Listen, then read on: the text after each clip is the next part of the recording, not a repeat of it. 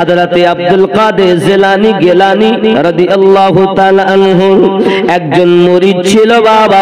ওই মুরিদটা আমার গাউসে পাকের বড় পাগল। এমনি সময়তে বাবা আমার বছরে দুটি জুব্বা বানাতেন। ওগো আমার সোনা মানিকেরা, এক নাম্বার জুব্বাটা গাউসে আজমকে দিতেন, দুই নাম্বার জুব্বাটা তৎকালীন যুগের বাদশাকে দিতেন। হঠাৎ করে আপনাকে খবর দিয়েছে কেউ না কেউ, ওগো বাদশাজি আপনাকে এক নাম্বার জুব্বাটা দেওয়া হয়নি, দুই নাম্বার দেওয়া হয়েছে। এক নাম্বারটা জগতের গাউসে আজম আব্দুল কাদের জিলানী মেহবুবে সুবহানী হুজুরকে দেওয়া হয়েছে। খলিফাকে ডাকা হলো, তুমি কি এই কথাই ঠিক নাকি দুই নাম্বার জুব্বা আমারে দিয়েছো? জি হ্যাঁ, আমি নিয়ত করে বছরে দুটি জুব্বা বানাই, সেটা খাস করে একজন আল্লাহর ওলির জন্য আর একজন আমাদের রাজ্যের রাজার জন্য। আমি কি দুই নাম্বারটা পরিধান করব আর এক নাম্বারটা ওই ফকির বাবাজি পরিধান করবে? আমি রাজা তাহা মেনে নেব না, কখনো মেনে নেব না। কিন্তু এই রাজা কি জানে, আল্লাহ যারা হয় তারা গদি চায় না, আমার নবীর মোহাব্বত ছাড়ে না। বন্ধুরে বাবারে, পৃথিবীর মাটিতে এমন সামাতে এই কথা যখন ওই খলিফা বলেছে, সঙ্গে সঙ্গে আপনার ওজিরে আজমের দ্বারাতে ডেকে নিয়ে জল্লাদের দ্বারাতে তাকে চাবুকের আঘাত করা হয়েছে। চাবুক এমন মার মেরেছে, ক্ষত বিক্ষত হয়ে গেছে। কান্না করতে করতে টুকটুক করে গাউসে আজমের দরবারে উপস্থিত হয়েছে। ওগো আব্দুল কাদের জিলানী মেহবুবে সুবহানী, আমি আপনার মুরিদ, আপনার ভক্ত, আপনার আশিক, কিন্তু আমাকে জুব্বা আপনাকে এক নাম্বারটা দিয়েছি বলে, জুব্বা দুই নাম্বারটা রাজাকে দিয়েছি বলে জল্লাদের দ্বারাতে আমাকে আঘাত করেছি। আমি কত কষ্ট পাই হুজুর, আমার এত আঘাত সহ্য হয় না, আপনি তার কোনো ব্যবস্থা করুন। গাউসে আজম বলেন, বাবা তুমি আমার খাটিয়ার তলাতে যাও। খাটিয়ার তলাতে যাই, দেখে একটা মাটির পাত্র হুজুর। গাউসে আজম বলেন, বাবা ওই পাত্রটা তুমি উল্টে দাও। এখন যেই পাত্র উল্টে দিয়েছে, রাজার প্রাসাদ উল্টে গেছে। তোমার জানা দরকার, আল্লাহ ওয়ালা যারা হয়, নবী পাকের প্রেমিক যারা হয়, পৃথিবীর জমিনে তাদের খাটিয়ার তলার ভিতরেও রাজার প্রাসাদ লুকানো থাকে।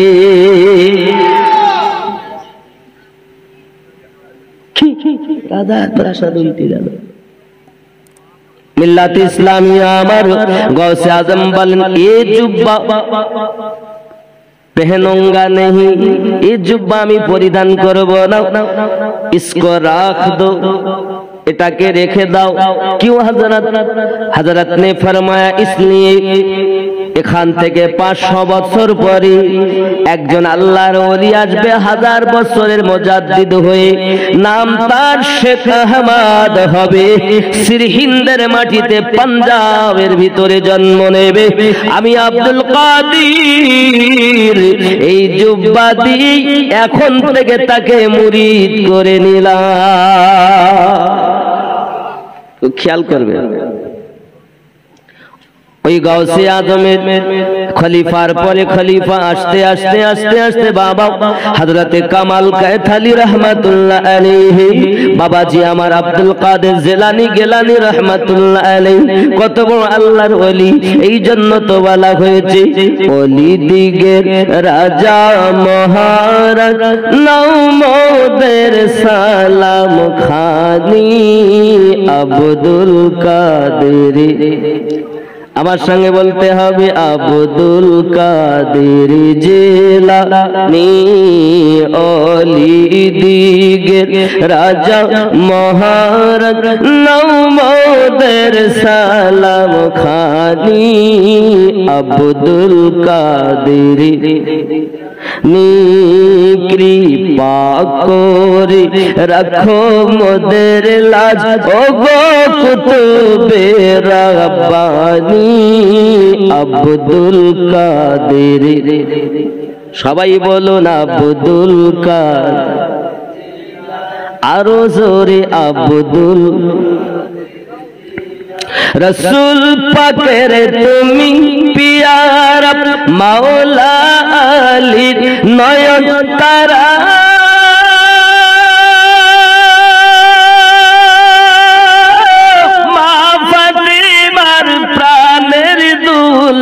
হাসান হুসাইনের জিগার পারা সর্বগুণে গণমণি সর্বগুণে গণমণি তুমি মেহবুব সুবহানী আব্দুল জেলানি অলি দিগের রাজা মহারাজ নৌমদের সালাম খানি আব্দুল জেলানি কৃপা করে রাখো মদের লাজ ও গো কুতুবে রাব্বানি আব্দুল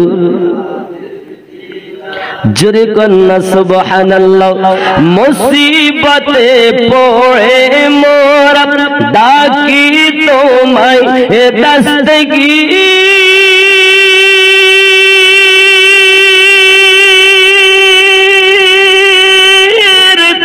মুহূর্তে উদ্ধার কর ও গো মোদের বড় পীর নাই তুলনা বিশ্ব মাঝে নাই তুলনা বিশ্ব মাঝে তুমি প্রাণে পীর লাসানি আব্দুল দের জেলানি এই আওয়াজ মানি না আরো জোরে আব্দুল জেলানি অলি দিগের রাজা মহারাজ নৌমদের সালাম খানি আব্দুল জেলানি কৃপা করে রাখো মোদের লাজ ও গো কুতুবে রাব্বানি আব্দুল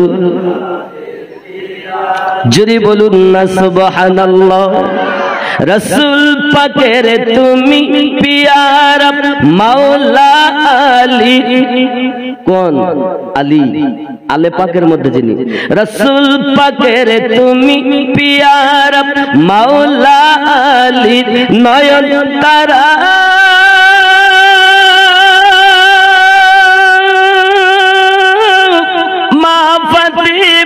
প্রাণের দুলাল হাসান হুসাইনের জিগার পারা সর্বগুণে গণমণি সর্বগুণে গণমণি তুমি মেহবুব সুবহানী আব্দুল জেলানি অলি দিগের রাজা মহারাজ নৌমদের সালাম খানি আব্দুল জেলানি জোরে বলুন না সুবহানাল্লাহ বন্ধুরে আওয়াজ নবী তো দেখা সাল্লাল্লাহু আলাইহি ওয়াসাল্লামের যেমন আদরের দুলাল হযরতে আলী কারামাল্লাহু ওয়াজহুর তেমন আদরের দুলাল কারণ আমার আপনার নবী পাক ঘোষণা দিয়েছেন আনা মদিনাতুল ইলমু ওয়া আলিয়ুম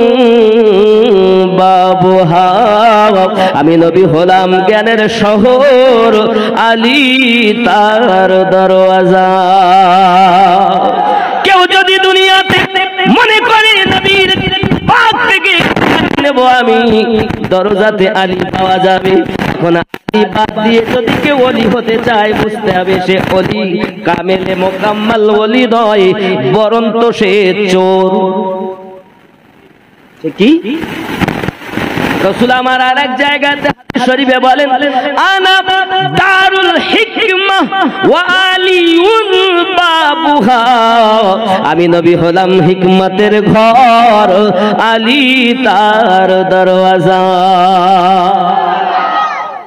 আপনি হয়তো বলবেন হুজুর এটাই কি ঠিক নাকি বাবা কারণ হযরতে আলী রাদিয়াল্লাহু তাআলা আনহু হিকমতের দরওয়াজা এই সোনা মানিক কোন अली हजरत अली रदियल्लाहु ताला अन्हु वो है हजरत अली वो है जो हिजरत की रात बिस्तर रसूल पर लेटे थे जोरे बोल अपनी जिंदगी की परवाह नहीं की हजरत नबी दो जहां सल्लल्लाहु अलैहि वसल्लम की बिस्तर पर लेट गए मौत की परवाह नहीं सरकार ने फरमाया लेट जा तो लेट गए कौन अली ये अली अली वो है अली तिनी আমার নবী হিজরতের রাতে ডাক দেন আইনা আলী ইবনে আবি তালিব কোথায় আছো আলী আবু তালিবের বেটা আলী লব্বাইকা ইয়া রাসূলুল্লাহ आओ मेरे बिस्तर पे लेट जाओ এসো আমার বিস্তারে শুয়ে যাও ওগো নবী আমি বিছানায় শোবো আপনার বিছানাতে সকালবেলা উঠবে অমুক অমুক আমানত দেবে তারপর মদিনাতে আসবে জোরে বলুন সুবহানাল্লাহ পরিস্থিতি কি হাদিস শরীফ বর্ণনা করা হয় আমার নবী দো জাহানের বাদশা হাবিবুল্লাহ সাল্লাল্লাহু আলাইহি ওয়াসাল্লামকে মারার জন্য 40 জন মতান্তরে আপনার 70 জন আব্বা আমার এসেছে তারা নবী পাককে মারবে বলে প্রত্যেক গোত্র থেকে একজন করে নেওয়া হয়েছে বাবা আমার নবীকে তারা মেরে দুনিয়া থেকে শেষ করে দেবে আমার আল্লাহ বলেন জগৎবাসী তোমাদের জানা নাই আমি আল্লাহ সব কিছু মানুষের মাঝে দিয়েছি কিন্তু তিনটি জিনিস আমি আল্লাহ হাতে রেখে দিয়েছি এক নাম্বার আমি আল্লাহ পাকের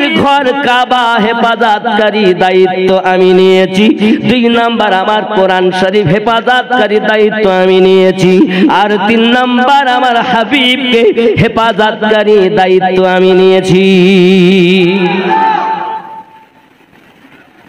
তিনটি হেফাজতকারী আমি আল্লাহ কাবাকেও আল্লাহ হেফাজত করে নিলেন আবরাহার কবল থেকে ঠিক কিনা বলেন কোরআনুল মাজিদকে আল্লাহ হেফাজত করে রাখলেন হাফিজে কোরআনের সিনাতে গাঁথিয়ে দিয়ে জোরে বলুন পৃথিবীর কোন মেশিন দিয়ে যদি এখন আলতোসনা গ্রুপ এই মেশিন দিয়ে তার থেকে উন্নত মানের কোন মেশিন দিয়ে যদি চেক করা হয় কোথায় কোরআন লুকানো আছে পৃথিবীর কোন মায়ের লালের ক্ষমতা নাই যে কোরআন কো ঢুঁढ कर निकाले কোরআন কে তারা খুঁজে বার করতে পারে জোরে বলুন হেফাজত কে করেছেন জোরে বলুন এই হেফাজতকারী আমার আল্লাহ তিন নম্বরে আমাদের নবী ও রাসূলুল্লাহ জোরে বলে কে হেফাজতকারী আল্লাহ আমার নবী বলেন আলী বিছানায় শুয়ে যাও সকালবেলা উঠবে আমানত দেবে তারপরে মদিনায় আসবে সকলে তলোয়ার নিয়ে লাঠি সোটা নিয়ে দাঁড়িয়ে আছে মারবে কাকে আমাদের নবীকে কাকে মারবে আমাদের নবীকে আমার নবী পাক বললেন আলী শুয়ে যাও সকালবেলা উঠবে ফের আমানত বন্টন করে মদিনাতে আসবে আমার সোনাবাণীকেরা প্রশ্ন কিছুই নয় নবী পাক বলেছেন শুয়ে যেতে আবার বলেছেন উঠে যেতে শুয়ে পড়লেন বাবা কোনো চিন্তা নাই আমি আমিনউদ্দিন হলে বলতাম নবীজি নিজে বাঁচার জন্য আমাকে দুশমনের মাঝে ফেলে যাচ্ছে বলতাম না হযরত আলী কারামাল্লাহু ওয়াজহুল কারীম বলেন এমন কোন প্রশ্ন নাই শুধু একটি মাত্র কথা আমার রাসূল পাকের কাছে হুজুর আমি শুয়ে যাব জি হ্যাঁ সুবহ উঠনা ফলা ফলা কো আমানত বাঁটনা ফির মদিনে কো আনা শুয়ে গেলেন কোন প্রশ্ন নাই হে বাবাজি আমার আপনার নবী বাইরে বেরালেন বাড়ানোর উপরে আপনার আয়াতে কারিমা কোরআনুল মাজিদের তেলাওয়াত করলেন ছুঁয়ে দিলেন সব বন্ধ হয়ে গেল নবী আমার তাদের সম্মুখ দিয়ে আপনার গুজরে গিয়েছেন কোন ব্যক্তি নবী দেখতে পেল না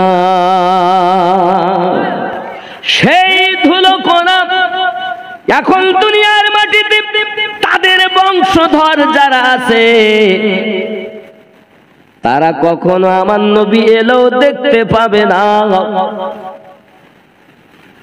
আর যারা পৃথিবীর জমিনে সেই দল যুক্ত নয়, প্রেমিক হয়েছেন যারা, তারা আমার নবীকে দেখে নিয়েছেন। কারণ আমার আল্লাহ কোরআন মাজিদের ভিতরে জানানো, আন-নাবিয়্যু আওলা বিল মুমিনিনা মিন আনফুসিহিম, আমি আল্লাহ প্রত্যেক মুমিনের জানের থেকে আরো নিকটে নিকটে আমার নবী রেখেছি। কোরআন প্রমাণ করে। তাহলে ঈমানদার হবে যারা আমার নবীকে দেখবে, তারা পাবে তারা। আর ওই মাটি লেগেছে যাদের চোখে, ওই বংশের লোক যদি দুনিয়াতে থাকে, তারা নবী দেখতে পাবে না। ঠিক কি না? আব্বাজি আমার নবী পাক সাল্লাল্লাহু আলাইহি ওয়াসাল্লাম বাড়িয়ে ডাক দিলেন, আবু বকর দরজা খুলে গেল। সোনামানিক আমার এইদিকে বিছানাতে শুয়ে আছেন, দুশমনের দল আপনার কিনা চলে যায় বাবা। ভিতরে যাইয়া দেখে শুয়ে আছে আলী, দেখে লাগে নবী। শুয়ে আছে আলী, দেখে লাগে নবী। কেমন শুয়েছিলেন আলী যে নবী মনে হয়। এই জন্য তোমার আল্লাহ কোরআন শরীফে বলেন, বিসমিল্লাহির রহমানির রহিম, لقد كان لكم في رسول الله أسوة حسنة, तुम्हारे लिए तुम्हारे नबी की जिंदगी नमूना अमल है। नबी जे भावे নবীর পাগল, নবীর গোলাম সেইভাবে শোবে। নবী যেভাবে শুয়ে থাকতেন, আলী সেইভাবে শুয়ে আছেন। চিৎকার মেরে কর, তিনি আলী। কেউ বলছে মার, আর কিছু খবরদার মারিস না, আগে দেখ। না না, মার না, নবী শুয়ে আছে। কে শুয়ে আছে? নবী শুয়ে আছে। মার না, মারবা না, তাহলে মার না। জন্ম আমার নবীর দেশে হলে কেমন হতো, জন্ম আমার নবীর যুগে হলে কেমন হতো। দুই নয়নে রসূল পাক, দুই নয়নে রসূল পাক দেখিলে কেমন হতো, জন্ম আমার নবীর যুগে হলে। সবাই বলেন হলে, আরো জোরে হলে হতো, জন্ম আমার নবীর যুগে হলে কেমন হতো।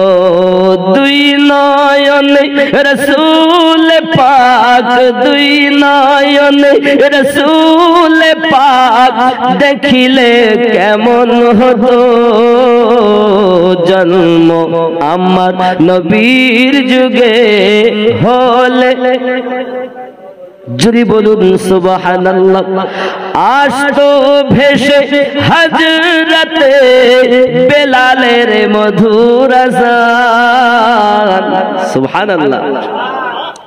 আসতো ভেসে হযরতে বেলালের মধুর আযান, যে আযান ছিল এমন প্রেম মুগ্ধ রহমান। দয়ার নবী পিছে নামাজ, দয়ার নবী পিছে নামাজ পড়িলে কেমন হতো, দয়ার নবী পিছে নামাজ পড়িলে কেমন হতো, জন্ম আমার নবীর যুগে হলে হতো, জন্ম আমার নবীর যুগে হলে। দুই নয়নে রসূল পাক দুই নয়নে রাসূল পাক দেখিলে কেমন হতো জন্ম আমার নবীর যুগে হলে। খেয়াল করেন দিনী কত আলোচনায় থাকতাম আমি অধম। সুবহানাল্লাহ। দিনী কত আলোচনায় থাকতাম আমি অধম, সামনে রাসূল পাক হতো পাশে সাহাবাগণ। সুবহানাল্লাহ। দিনী কত আলোচনায় থাকতাম আমি অধম, সামনে রাসূল পাক হতো পাশে সাহাবাগণ। আবু বকর ওমর উসমান আলীর সঙ্গী কেমন হতো, আবু বকর ওমর উসমান আলীর সঙ্গী কেমন হতো। দুই নয়নে রাসূল পাক দুই নয়নে রাসূল পাক দেখিলে কেমন হতো জন্ম আমার নবীর যুগে হলে। জোরে বলুন না সুবহানাল্লাহ। হি সোনা মানিকের আওয়াজ, আমার নবী দেখার জন্য আপনারা চিন্তা করুন, আল্লাহর কাছে কামনা করুন। একবার যদি নবী দেখা যায় বেড়া পার হয়ে যাবে, ঠিক কি না? আব্বাজি আমার মারিস না, দেখ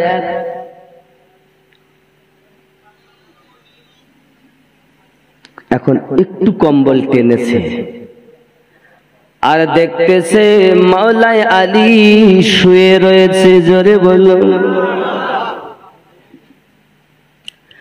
বন্ধু আমার আপনার নবী সাল্লাল্লাহু আলাইহি ওয়াসাল্লাম মদিনাতুল মুনাওয়ারাতে এখন আমানত বন্টন করে হযরতে আলী রাদিয়াল্লাহু তাআলা আনহু গেলেন মদিনাতুল মুনাওয়ারায় পৌঁছালেন। যখন আবু বকর সিদ্দিক রাদিয়াল্লাহু তাআলা আনহু ने पूछा बता दो जरा अली हिजरत की रात मुस्तफा की बिस्तर में कैसे लेटे थे।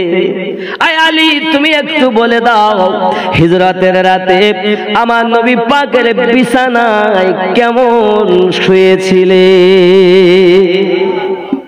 हज़रत अली रज़ियल्लाहु ताला अन्हु ने फरमाया अबू बकर জেনে নেন শুনে নেন मैंने আমি আলী এমন শোয়া শুয়েছি এমন আরামে ঘুমিয়েছি ওই রকম আরামের ঘুম আমি জীবনে ঘুমাতে পাইনি। আবু বকর বললেন আলী গো আমার তো বুঝে আসে না, একদিকে দুশমন চতুর্দিকে ঘেরোয়া করে তারা আছে নবীকে মারবে, হাতে তাদের লাঠি ছোটা বল্লভ তলোয়ার তাদের হাতে, আর বিছানায় আমার নবী পাকে তুমি শোবে কেমন করে ঘুমালে আমার তো বুঝে আসে না। হযরতে আলী রাদিয়াল্লাহু তাআলা আনহু বললেন আবু বকর আপনি কি জানেন না আমার নবী পাক বলেছেন আলী বিছানায় শুয়ে যাও, সকালবেলা উঠবে আমানত বন্টন করবে তারপর মদিনাতে আসবে।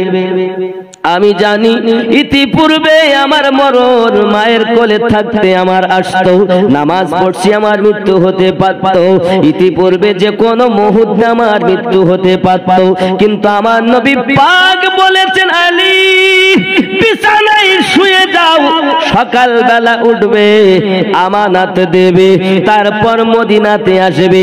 আমি জানি যতই দুশমন থাক না কেন স্বয়ং আজরাইল ফেরেশতা পর্যন্ত আসা বন্ধ হয়ে যাবে, কারণ আমার নবী বলেছেন শুয়ে যাও সকালবেলা উঠে যাও আমানত দিয়ে মদিনায় এসে যাও। আমি জানি আমি আলীর মরণ হবে না। নাম ইমাম তিনি আলী, তিনি আলী जो मुस्तफा जाने रहमत को इस तरह प्यार किया है, खुद को निसाबार किया है, जिंदगी की परवाह नहीं। मुस्तफा ने फरमाया सो जा तो सो गए, उठ जा तो उठ गए। ये है सहाबा इकराम की अकीदा। जोरे बोले। इसीलिए तो मुस्तफा जाने रहमत ने फरमाया है माना अलैहि व असहाबी, আমি আর আমার সাহাবা ইকরাম যে পথে যে মতে সেই পথটাই জান্নাতি পথ। কথা কি বোঝেন না? প্রেম কত। कौन अली जो पैदा काबे में हुए, কে আলী যিনি জন্ম কাবার ভিতরে নিয়েছেন, কে আলী শহীদ যিনি মসজিদের ভিতরে হয়েছেন, তার নাম হলো আলী। এমন কোন মায়ের লাল আছে দুনিয়াতে যে আল্লাহর ঘর কাবায় জন্ম নিয়েছে, যে কাবার দিকে ফিরে আমরা নামাজ আদায় করি, ওই কাবা শরীফের মধ্যে যিনি জন্ম নিয়েছেন তিনি হলেন হযরতে আলী। আলী থেকে ওলি, আলী থেকে।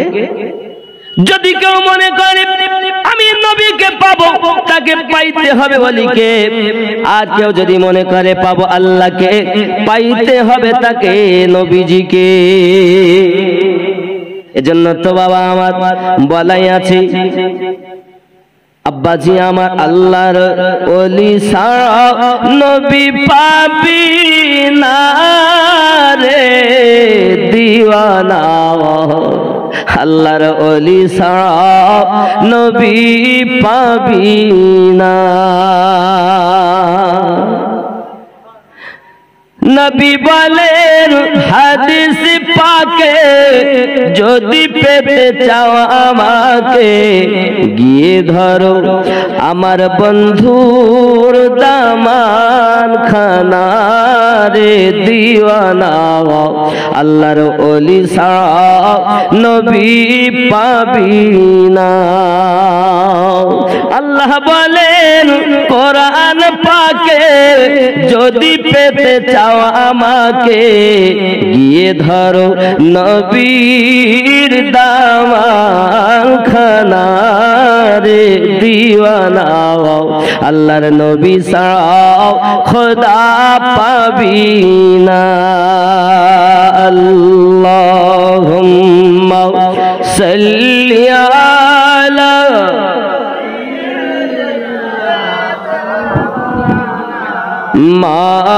মাওলানা মুহাম্মদ ওয়া আলা আলি সাইয়্যিদিনা।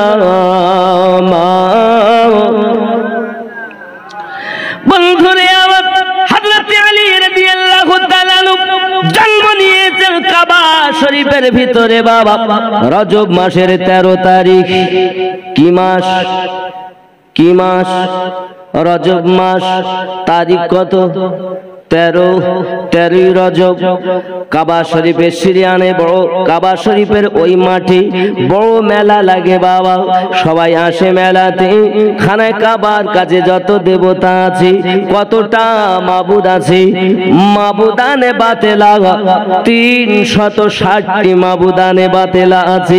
যেমন আমরা কলেমা পড়ি লা ইলাহা, নেই কোনো মাবুদ ইল্লাল্লাহ, আল্লাহ ছাড়া, লা ইলাহা, নেই কোনো মাবুদ ইল্লাল্লাহ, আল্লাহ ছাড়া। তার মানে আগে মাবুদ ছিল যারা, 360টি মাবুদ কাবা শরীফের মধ্যে।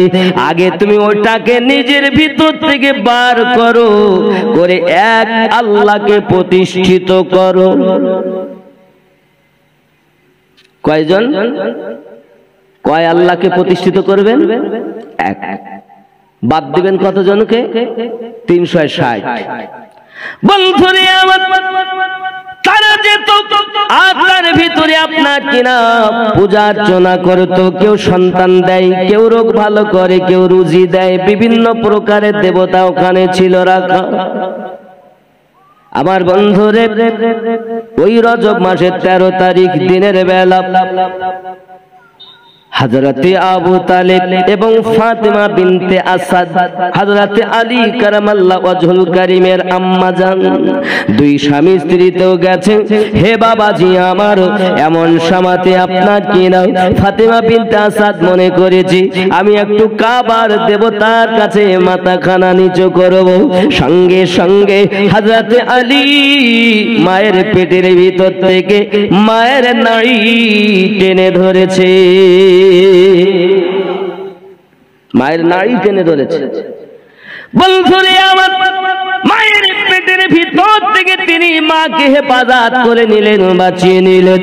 আপনি হয়তো বলবেন আমিনউদ্দিন ভাই আপনি কথাটা রং বলতেছেন। আমি চ্যালেঞ্জ করে বলি, খোদার কসম করে বলি, আমি আমিনউদ্দিন এখানেই বসে দলিল দিয়ে যেতে পারি। আল্লাহর হাবিব, আল্লাহ পাকের দয়া, হযরতে আলী মায়ের পেট থেকে মাকে বাঁচিয়েছে।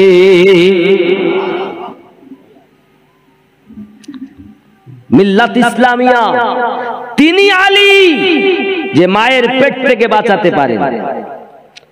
গৌসে আজম তিনি, মা যখন একটু টক খাওয়ার ইচ্ছা হয়েছে ধরতে যান, হযরতে গৌসে আজম মায়ের পেটের ভিতরে টান ধরেছে, আর টক খাওয়া হলো না, চিৎকার মেরে কর। তাহলে আলী থেকে ওলি, আলী वो है जिसके बारे में मुस्तफा ने फरमाया है, अली वो है जो शहर की दरवाजा, आना मदीनातुल इल्म व आलियुन बाबुहा, आमी रसूलुल्लाह इल्मेर शहर, আলী তার দরওয়াজা। আলী থেকে ওলি হবে। আর যারা আলী বাদ দিয়ে ওলি হতে চায়, এ ওলি সঠিক নয়, এ বাতিল। কথা বুঝেছেন? কারণ নবী পাকের কাছে যেতে গেলি দরজাতে কে? কথা বলেন না কেন? আলী। এখন আমরা যেই বলতেছি, আচ্ছা আলী কি তাহলে শিয়াদের? কথা বলেন না? একটা তাকবীর শোনা যায় না, তারা দেয় নারায়ে হায়দারি, কি বলে? ইয়া আলী। শুনেছেন আপনারা? এই কথা বলেন না, শিয়ারা কিন্তু বলে। এখন এক শ্রেণীর সুন্নি মুসলমান বলতেছে ও তো ওরা বলে, তা আমরা বলবো কেন? আরে কেন? আমার তখন ধারণা শিয়ারা মনে হয় হযরতে আলী রাদিয়াল্লাহু তাআলা কে কিনে নিয়েছেন, আর আমাদের সাহাবী আলী রাদিয়াল্লাহু তাআলা ওদের কাছে বিক্রি হয়ে গেছে, যার কারণে আমাদের আর নেই, তো আমরা আর ডাকতে পারবো না। এই কথা বোঝেননি? বিক্রি হয়ে গেছে না? আলী কি ওদের? এই কথা বলেন না কেন? তাহলে আলী কাদের? আমাদের। তাই ওরা যে ডাকে, আজ হারে ওরা তো মাকে মা বলে, তাই তুই মাকে অন্য কিছু বল, চাচি বল। ওরা আব্বার আব্বা বলে, তুই আব্বাকে চাচা বল। ওরা তো কোরআন শরীফ পড়ে, তাই তুই কোরআন শরীফ পড়া বন্ধ করে দে। হ্যাঁ ঠিক কিনা কন? আলী কি ওদের? আলী কাদের? আমাদের। কারণ নবী বলেছেন আমি জ্ঞানের শহর, আলী তার। জোরে বলুন। তাই দরজাতে দেখা হবে কার সাথে? আলীর সঙ্গে। একদিন আলী ওয়াজ করে বলছেন, ও মদিনার মানুষ, আপনাদেরকে জানা নাই নবী দুজাহা সাল্লাল্লাহু আলাইহি ওয়াসাল্লামের কাছে জিবরাইল একবার দেখা করে, আমি আলী আমার কাছে জিবরাইল দুইবার দেখা করে। আবু বকর রাদিয়াল্লাহু তাআলা ওয়াজ শোনা বাদ দিয়ে চলে যাচ্ছে। নবী আমার বলেন হুজরা মুবারক, আলী, আবু বকর। জি হুজুর। কোথায় যাচ্ছ? হুজুর আমি বাড়ি, আমার ভাল লাগতেছে না। কেন? না তা আপনার শানে এরকম কথা। কেমন? ওয়াজ করছে আলী, তা কেমন কথা বলেছে? আমার আলী তো বিনা দলিলে কিছু বলে না, কারণ সে হলো জ্ঞানের দরজা। কি বলেছে হুজুর? সে বলেছে জিবরাইল নাকি আপনার কাছে একবার সাক্ষাৎ করে আর আলীর কাছে দুইবার সাক্ষাৎ করে, এই কথা মেনে নেওয়া যায় হুজুর? তাহলে আপনার সামনে যারা কটূক্তি করে আমি আবু বকর তাদের বক্তব্য শুনতে ভালোবাসি না। আমার নবী পাক বললেন, আচ্ছা আমার আলীকে ডাকো, ডাকো। ডেকেছে আলী, জি হুজুর। এই কথা কি আপনি বলেছেন? জিবরাইল আপনার কাছে দুইবার আর আমি রাসূলের কাছে একবার। ইয়া রাসূলুল্লাহ, ইয়া হাবিবাল্লাহ, আমার আব্বা মা আপনার কদমে কুরবান হয়ে যাক দরুদি। আপনি নিজেই বলেছেন আনা মাদিনাতুল ইলমু, আনা মাদিনাতুল ইলমু ওয়া আলী বাবুহা। আমি নবী হলাম ইলমের দরিয়া, আলী হলো তার দরওয়াজা। নবীজি, আমি এইটাই হিকমত ব্যবহার করে বলেছি। নবী হলেন দরিয়া, আলী হলো দরজা। জিবরাইল আমিন যখন দরিয়াতে যাবেন কোনটা দিয়ে যাবেন? বলে দরজা দিয়ে যাবেন। যখন দরিয়াকে সাক্ষাৎ করে ফিরে যাবেন কোনটা দিয়ে যাবেন? বলে দরজা দিয়ে যাবেন। হুজুর আমার কাছে দুইবার হলো, আপনার কাছে একবার হলো কিনা? কথা কন না কেন? ঠিক না বে ঠিক?